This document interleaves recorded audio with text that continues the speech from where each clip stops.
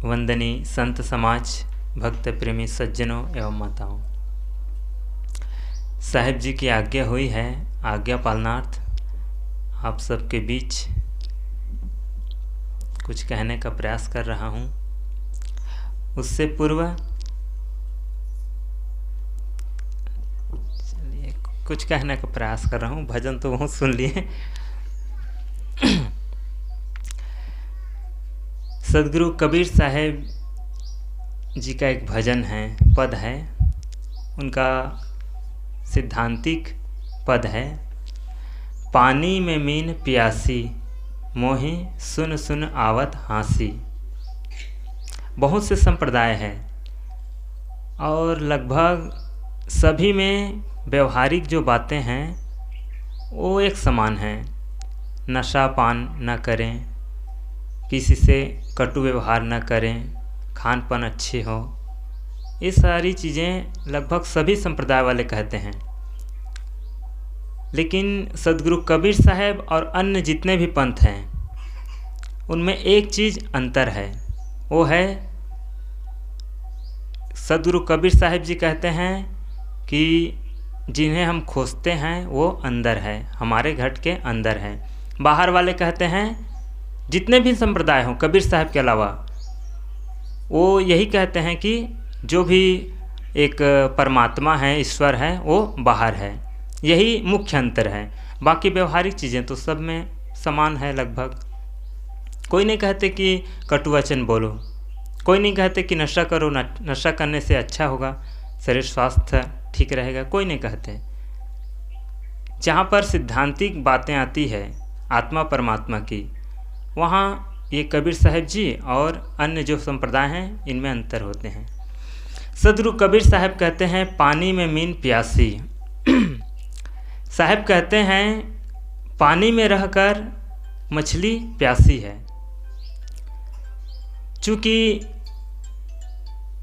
मछली पानी में ही रहता है और प्यासा यदि रहे तो ये आश्चर्य की बात है। कबीर साहब जी मछली के लिए ये बातें नहीं कहते, ये तो केवल एक उदाहरण है, एक माध्यम है। वो हम सबको बताना चाहते हैं कि जिन परमात्मा को हम खोजते हैं, जिसे हम ढूंढते हैं बाहर, वो हमारे अंदर है। परमात्मा, ईश्वर, भगवान को हम क्यों ढूंढते हैं? उनसे हमें एक इच्छा रहती है, एक चाह रहती है।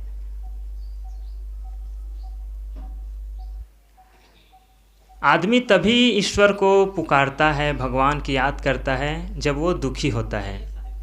दुख में सुमिरन सब करे, सुख में करे न कोय। जो सुख में सुमिरन करे, दुख काहे को होए। बोलिए सदगुरु कबीर साहेब की जय।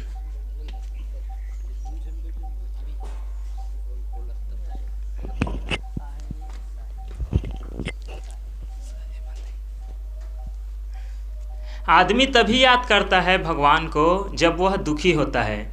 यदि सबके पास सुख हो, किसी प्रकार का दुख ना हो, तो भगवान को याद नहीं करेगा। डॉक्टर के पास क्यों जाते हैं? जब स्वास्थ्य खराब होता है, कुछ बीमारी शरीर में आ जाता है, तब डॉक्टर के पास जाते हैं। उसी प्रकार से कुछ न कुछ कमी रहती है हमारे मन में, स्वास्थ्य में, परिवार में या धन में। किसी भी प्रकार से हम अपने आप को कमी महसूस करते हैं, या सुख की कमी, शांति की कमी, तभी हम भगवान को याद करते हैं। भगवान के पास जाते हैं तो क्या कहते हैं? शांति मांगते हैं या नौकरी मांगते हैं, बेटों के लिए नौकरी मांगते हैं, मकान बन जाए, धंधा पानी अच्छा चले, यही तो मांगते हैं। कोई नहीं कहते कि मुझे मुक्ति मिल जाए, मेरा मोक्ष हो जाए, या कोई नहीं कहते हैं। जो भी जाते हैं लड्डू चढ़ा देते हैं, 2-4 पैसा रख देते हैं और बदले में क्या मांगते हैं? करोड़ों की संपत्ति, मकान, बच्चों के लिए शुभकामना मांगते हैं, बीमार न पड़े, नौकरी मिल जाए, यही मांगते हैं। आदमी को तो हम रिश्वत देते ही हैं, भगवान को भी हम रिश्वत देना शुरू कर दिए हैं। हम कहते हैं भले हैं कि हम ईश्वर को महान कहते हैं या दयालु कहते हैं, लेकिन एक तरफ से हम उन्हें क्रूर भी बतलाते हैं। कहते हैं कि जो कुछ होता है भगवान की इच्छा से होता है। इसका मतलब है कहीं पर भूकंप आ गया तो भगवान भूकंप लाया, कहीं पर किसी के यहाँ चोरी हो गई, किसी को मार दिया गया, एक्सीडेंट हो गया, सब भगवान कर रहे हैं। तो भगवान ऐसा क्यों चाहेंगे यदि दयालु है तो? दरअसल बात यह है कि भगवान, बाहर कोई भगवान नहीं है, वो तो अपने अपने कर्मों की ये फल है। गाड़ी चला रहे हैं, सावधानी नहीं बरते, ये किसी का एक्सीडेंट कर दिए। अब इसमें भगवान की क्या बात हुई? गलती अपनी है, लेकिन गलती जहाँ होती है वहाँ हम भगवान को ठहरा देते हैं जिम्मेदार, जबकि गलती हमारी है। किसी न किसी कारणवश, चाहे उन्हें हम जाने या ना जाने, गलती हमारी रहती है। स्वास्थ्य बिगड़ा है तो कुछ न कुछ कारण होगा। जब तक वो कारण समझ में ना आए तब तक वह अनजान है, या फिर कहा जाए पूर्व जन्म। जब तक अच्छी से बीमारी कोई पता न चल जाए कि किस कारण से हुआ है, बीमारी का पता ना चल जाए, कारण ना पता चल जाए, तब तक हम पूर्व जन्म में ऐसा किए हैं, इसलिए ये बीमारी है या फिर कोई भी घटना घटी है वो हुआ है। और जब कारण पता चल जाता है तो स्वाभाविक है ये अमुक के कारण हुआ ऐसा। सिंपल सी बात। जब तक नहीं पता चलता है तब तक हम दूसरे मान्यता कल्पना करते रहते हैं। आज पोलियो नहीं होता है, लगभग बहुत कम हो गया है। पहले पोलियो बहुत होता था। किसी का जन्म लेते ही या फिर कहे जन्म के पूर्व ही लूला, लंगड़ा, अंधा और बहुत सी बीमारी होती थी। लेकिन आज बहुत कम है, बहुत कहीं कहीं है, लेकिन आज बहुत कम है। क्यों? क्योंकि विज्ञान ने, मनुष्य ने उनका इलाज ढूंढ लिया। पहले जब ऐसा नहीं था तो कुछ भी मानते थे, लेकिन अब आजकल नहीं मानते हैं। टीका लगा देते हैं पूर्व जन्म लेते ही, या फिर जन्म लेते ही तो उनके बच्चे वैसे नहीं होते हैं, लूले लंगड़े। यदि हम कारण को जानते हैं, गहराई से जड़ तक जाते हैं, तो समाधान बहुत सरल होता है। नहीं जानने पर ही हम इधर उधर की कल्पना करते हैं, बातें करते हैं। साहब कहते हैं, पानी में मीन प्यासी। जिसे हम ढूंढते हैं, सुख शांति को ढूंढते हैं, वह बाहर मिलने वाला नहीं है, वो तुम्हारे अंदर है। सुख हम कहाँ से ढूंढें, कहाँ से लाएं? बाज़ार में तो मिलेगा नहीं, दुकान में तो मिलेगा नहीं। सुख ऐसी चीज़ नहीं है कि दुकान में पैसा दिए और ले लिए, ऐसा नहीं है। सुख तभी मिलेगा जब हम सुखी होना चाहेंगे। दुख हमें तभी नहीं मिलेगा जब हम दुखी नहीं होना चाहेंगे। चाहे कितनों भी प्रवचन सुने, सत्संग सुने, कुछ भी करें, यदि हम दुखी होना चाहते हैं, दुखी हम होना चाहते हैं, तभी हम दुखी होते हैं।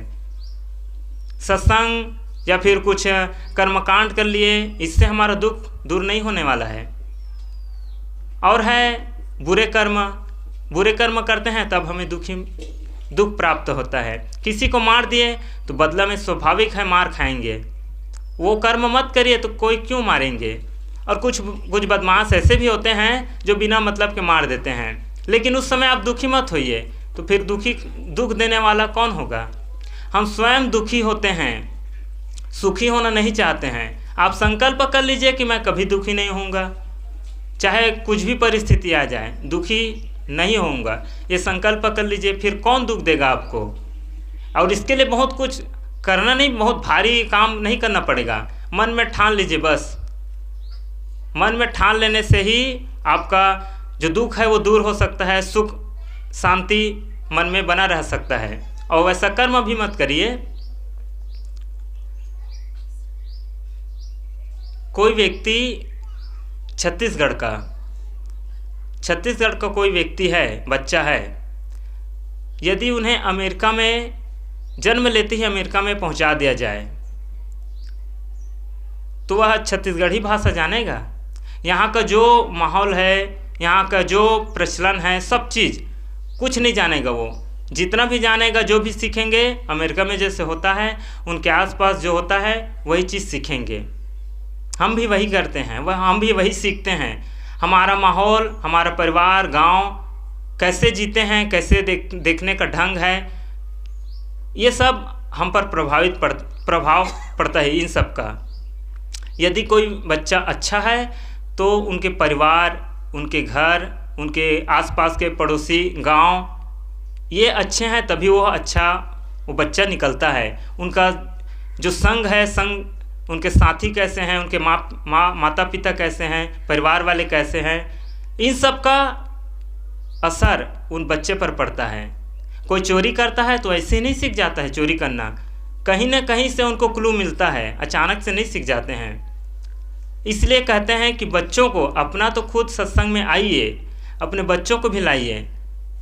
ये बहुत कम देखने को मिलता है कि अपने बच्चों को सत्संग में लाए हों। अपना तो आ जाते हैं, ठीक है, अपना आएंगे, जो आएंगे उनको अच्छा फल मिलेगा, उनका जो भी सत्संग प्रवचन में कुछ कहेंगे तो सुनने में ज्ञान मिलेगा, लेकिन आपके बच्चों को वो संस्कार नहीं मिलेगा। इसलिए बच्चों को संस्कारित करना चाहते हैं, उनके जीवन को अच्छा बनाना चाहते हैं तो उनको भी लाइए सत्संग में। तो कबीर साहिब जी कहते हैं, पानी में मीन प्यासी।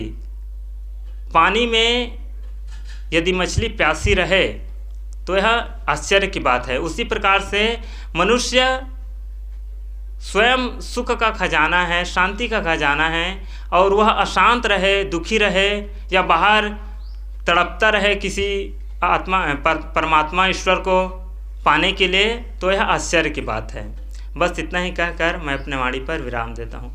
बोलिए सद्गुरु कबीर साहिब की जय, संत समाज की जय।